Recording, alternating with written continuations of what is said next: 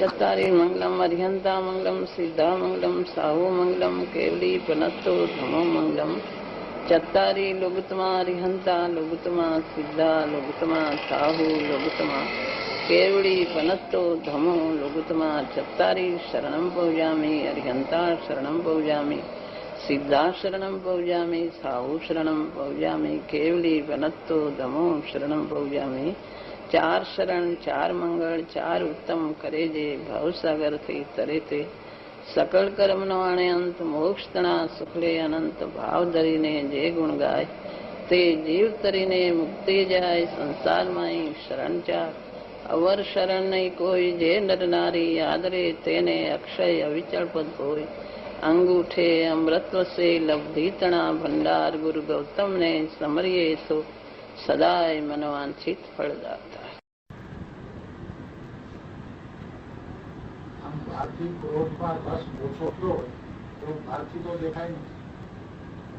દેખાય ન દેખાય એ કઈ નક્કી ન કહેવાય.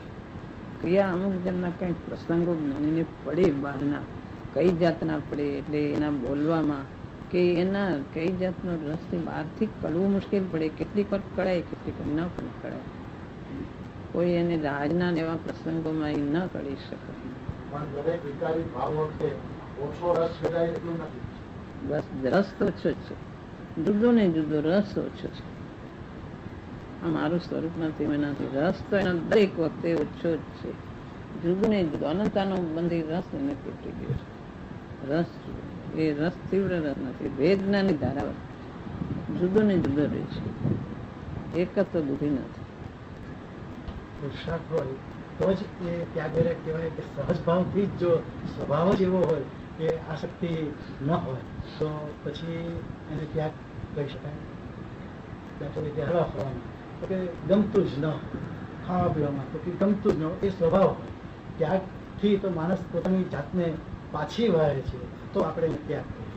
પરંતુ જો સ્વભાવ જ એ હોય તો પછી એને ત્યાગ કહી શકાય. કોકનો સ્વભાવ જ એવો હોય કે કઈ ગમે જ નહીં, હરવું ફરવું એ તો સામાન્ય સજનતા. એ તો સજનતા.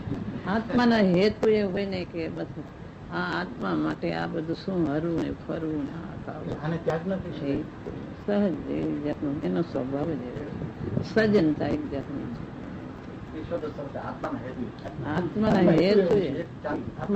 આત્માના હેતુ એ હોય તો કેવાય નહીં.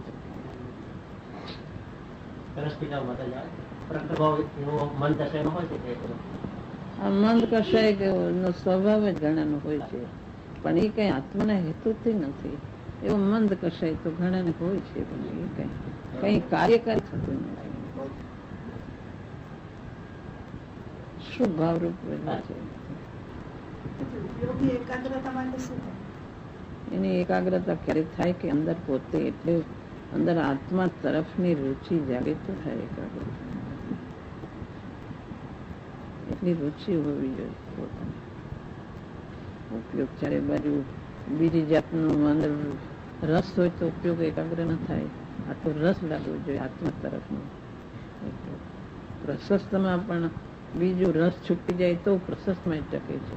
તો આત્મા તરફ ટકવા માટે તો આત્મા તરફનો રસ હોવો જોઈએ તો ઉપયોગ એકાગ્રતા.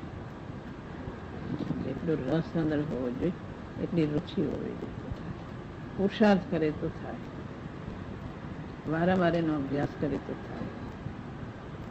અનાદિનો રસ છે, અનાદિનો એમાં એના અભ્યાસને લઈને દોડ્યો જાય તો અપ્રશસ્તમાં જાય. તો પ્રશસ્તમાં લાવવા માટે પણ એનો રસ હોવો જોઈએ. ભગવાન ઉપર મહિમા હોય, ગુરુની મહિમા હોય, એની વાણીની મહિમા હોય, શાસ્ત્રની મહિમા તો એમાં આવે. તો આત્માની મહિમા હોય તો આત્મા તરફ આવે અને પુરુષાર્થ કરે તો થાય. મહિમા હોય તોય પુરુષાર્થ કરે તો પરિણતિ અને દાનદેશ કરે એટલે પોતાની પરિણતિને કારણે જે છે એ છે. પદ્ધતિ ક્યાં ગુરુ નથી. ગુરુ તો પોતાના જે દોષ પરિણતિ થાય એ ખરી રીતે એ ગુરુ છે. અને ચૈતન ભલે ચૈતન આદરવા યોગ્ય છે. આદરની જેમ છે એમ જાણવું એમાં કઈ રાગદ્વેષ નથી. ચૈતન તત્વ આદરવા યોગ્ય છે અને વિભાવ છે ટાળવા યોગ્ય છે.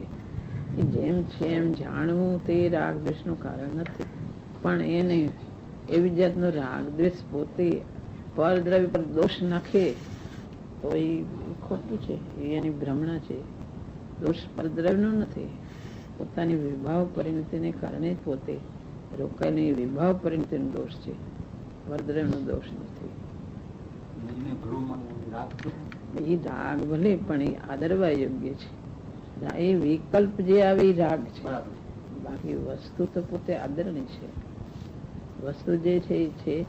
બાકી આદરવા યોગ્ય તો પોતાનો સ્વભાવ છે અને વિભાવ ટાળવા યોગ્ય છે. એ હે છે વિભાવ, અને ચૈતન્ય આદરવા યોગ્ય છે. જેમ છે એમ જ્ઞાન કરીને એને ગ્રહણ કરવું, એની સાથે જે રાગ આવે એ રાગ તો હે છે. આ આદરવા યોગ્ય છે એવો જે વિકલ્પ કે આ જ્ઞાન દર્શન ચારિત્ર એના ઉપર જે એના તે રાગ થાય કે આત્મા હો મહિમાવન છે, આ જ્ઞાન કોઈ અપૂર્વ છે, આ દર્શન ચૈતન્ય આગમન કોઈ અપૂર્વ છે, એવી જે મહિમા આવે એ રાગ છે સાથે. એ રાગ ટાળવા યોગ્ય છે. પણ એ ચૈતન પોતે મહિમાવન છે એ તો બરાબર છે. રાગ ને રાગ જાણો અને વસ્તુ જેમ છે એમ જાણવી, એમાં કઈ દોષ નથી. જેમ છે એમ વસ્તુ સ્વરૂપ ગ્રહણ કરવું, રાગ ને રાગ જાણો. એ રાગ મિશ્રિત ભાવ છે, એ વચ્ચે જે આવે છે રાગ સાથે આવે છે કે આદરણીય છે ને આ ત્યાગવા યોગ્ય છે. એને એમ પકડ કરે કે આ પરદ્રવ્ય દોષ રૂપ જ છે, એ તો રાગ દ્વેષ છે.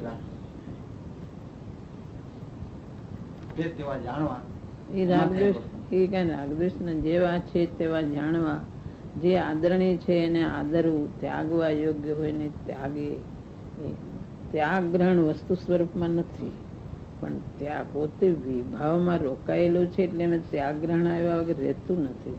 અને જેમ છે એમ જાણીને ત્યાગવા યોગ ત્યાગે ને ગ્રહણ કરવા યોગ ગ્રહણ કરે કે રાગદ્વેષ નથી. સાથે રાગ આવે છે, એને ભેદ પડે છે ને એટલે રાગ આવ્યા વગર રહેતો નથી. વિકલ્પ ઉઠાવો એ રાગ છે. આ નાયક આદરવા યોગ્ય છે, એમ જે વિકલ્પ છે એ રાગ છે. એની પરિણતિ તે સન્મુખ જાય એ કઈ રાગ નથી. સન્મુખ ને ખબર પડે કે સન્મુખ છે, સ્વરૂપ સન્મુખ થાય ને ખબર પડે, પણ એ અંદર પોતાને જોવાની દ્રષ્ટિ થાય તો પોતાની પરિણતિ સ્વરૂપ સન્મુખ જાય છે.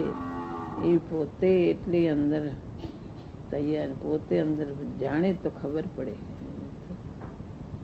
કે હું સ્વરૂપ સન્મુખ મારી પરિણતિ જાય છે, વિભાવ ગૌણ થાય છે. એ જાણે એને બરાબર સૂક્ષ્મતાથી જાણે તો ખબર પડે પોતે જ છે, કે બીજું નથી. આત્માનો અનુભવ છે, 6 મહિના સુધી ફરીથી અનુભવ ન થયો હોય તો નિયમથી ઈચ્છા દ્રષ્ટિ થઈ જાય એવું કહું. 6 મહિના એવું કાળનોતરું નથી, પણ એમાં નો થાય તો એની દશામાં અમુક કાળે થવું જ જોઈએ. અને વર્તમાન પરિણતિ પણ ભેદ જ્ઞાનની રહેતી હોય. સ્વાનુભૂતિ તો થાય પણ વર્તમાન પરિણતિ પણ ભેદ જ્ઞાનની જ રહેતી હોય. વર્તમાન પરિણતિમાં જો એકત્વ બુદ્ધિ થતી હોય તો એની દશા જ નથી. વર્તમાનમાં એની સહજ દશા જે વર્તતી દશા હોય એમાં એને ભેદ જ્ઞાન રહેતું હોય, અને એને અંદર વિશ્વાસ હોય કે અમુક ટાઈમે આ પરિણતિ નિર્વિકલ્પ દશામાં જાય છે ને જવાની જ છે, એટલો એનો વિશ્વાસ હોય.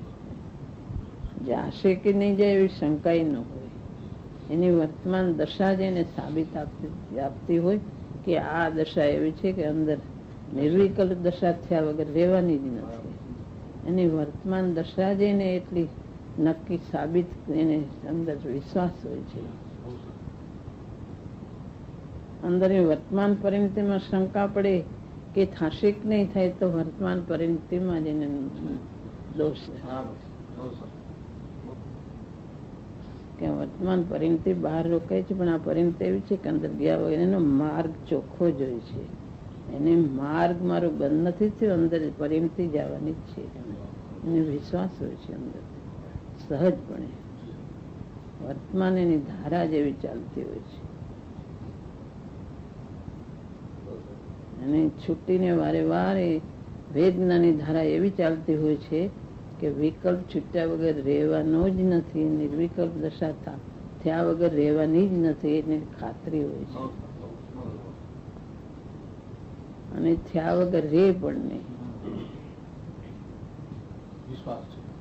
હર સમયની પરિણતિ દ્વારા એ વર્તમાન પરિણતિ દ્વારા એને ખ્યાલ છે કે વિશ્વાસ છે કે આમાં નિર્વિકલ્પ દશા થયા વગર રહેવાની જ નથી. હું તો મુક્તિને માર્ગે જ છું. આ માર્ગ મારા હાથમાં, હથેળીમાં છે.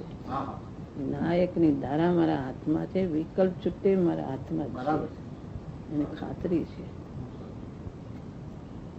આજે તો ગુરુ ભક્તિ અને ગુરુ મહિમાનો દિવસ છે. બધું બહુ સરસ થઈ ગયું. ગુરુ ભક્તિનું સ્વરૂપ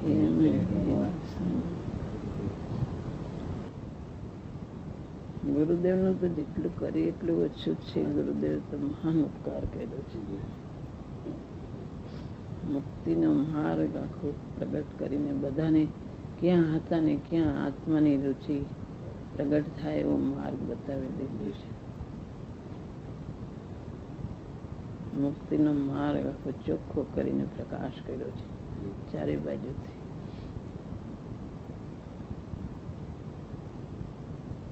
પંચમ કાળમાં આવો માર્ગ મળવો મુશ્કેલ હતો, અને ગુરુદેવે તો મહાન ઉપકાર કર્યો છે. ભવ ભ્રમણમાં ગોથા ખાતા જીવોને તારી દીધા છે બધાને.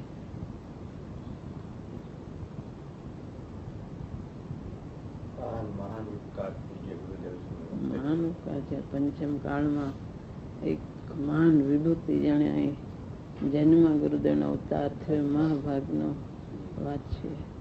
આવા તીર્થંકર જેવી વાણી એમની હતી. તીર્થંકરનું દ્રવ્યનું વાણી પણ એવી જ હતી. ચારે બાજુથી મુક્તિનો માર્ગ પ્રકાશ કર્યો છે. એવી જોરદાર વાણી હતી. અંદર જો તૈયારી જેને હોય ને ભેદ જ્ઞાન થયા વગર રહી નહીં, એવી એમની વાણી હતી. ગુરુ ભક્તિ એમ અમે કહીએ તો છે, બોલીએ છીએ. ગુરુ ભક્તિ ખરેખર હજુ પ્રગટ્ય હોય એવું દેખાતું નથી. ગુરુ ભક્તિ પણ કાંઈ પ્રગટ્ય એવું દેખાતું. એક પ્રસંગ જોઈએ છે, આપણે જે વિચારો જે ભક્તિ આવે છે ત્યારે તો એમ થાય કે મને કાંઈ દેખાતું નથી.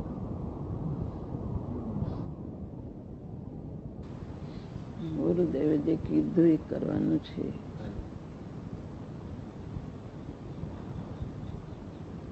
ગુરુદેવને વાણી ને શાસ્ત્રો તો ઘણા બહાર પડી ગયા છે. આ તો આમાં કોતરાનું, એટલે એનું પછી આ રીતે થઈ ગયું.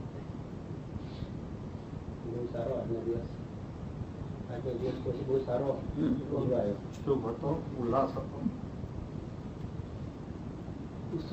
બધા ઉત્સવ થઈ ગયો કે આ છપાઈ ત્યારે ઉત્સવ કરવો એ વળી નવીન થઈ ગયું.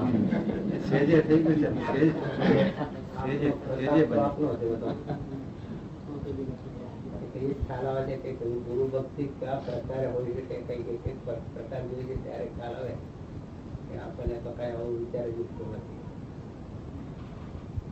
એક કોતરવામાં ચારે બાજુનું આવી ગયું છે. દ્રષ્ટિને મુખ્ય રાખીને ચારેય બાજુનો આખો મુક્તિનો માર્ગ.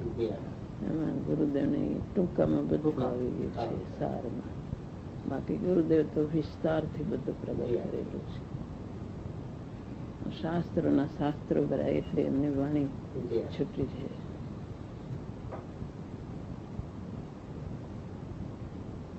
એક સમય તાર પ્રવચન રત્નાકરના કેટલા ભાગો થાય છે. એમની વાણી તો વિસ્તારથી બધે. પછી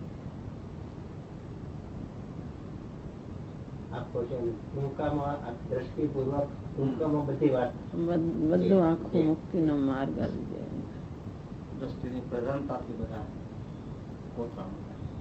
બધી વાત અંદર આવે.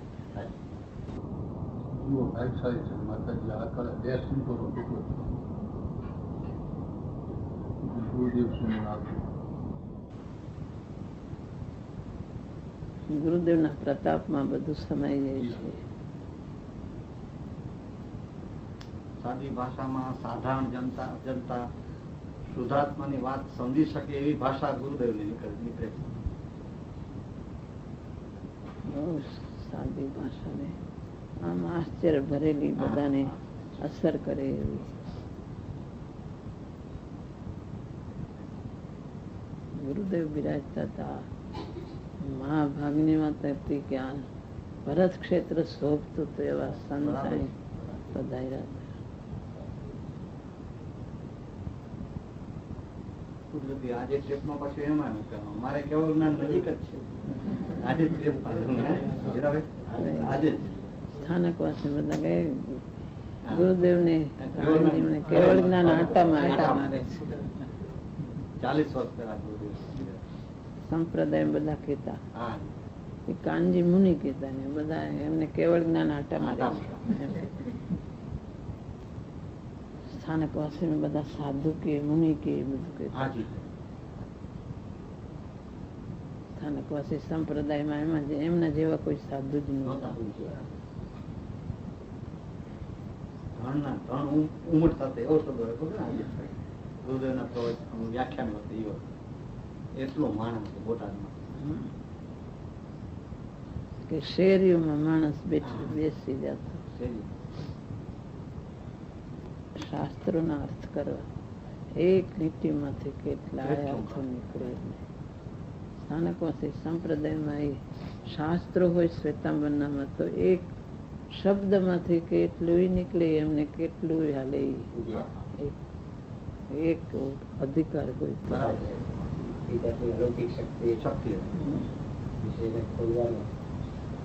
એટલું નીકળે એની વાણીમાં. એમને જ્ઞાન એવું શ્રુતની લબ્ધિ. એક શબ્દમાં 14 બ્રહ્માંડ ખડું કરે એવી ભગવાનની વાણીમાં દિવ્ય ધર્મ બધું આવે એમ એમને એક શબ્દમાં બધું આવી જાય. ચારે પડખેથી આવતું.